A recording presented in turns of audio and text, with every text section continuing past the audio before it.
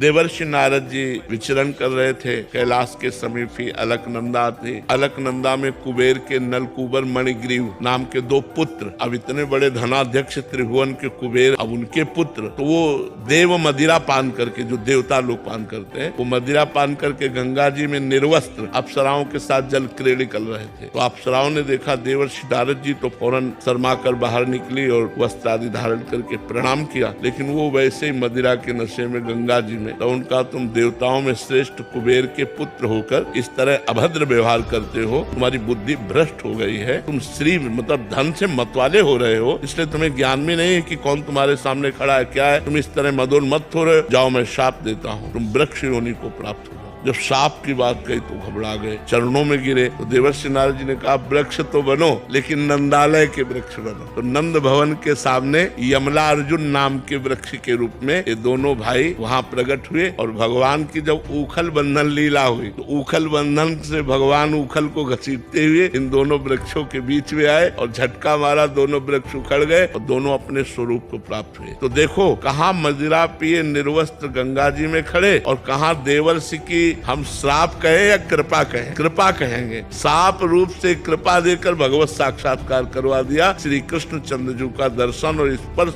प्राप्त हुआ नलकूबर मणिग्रीव को, और पुनः अपने स्वरूप को प्राप्त हुआ।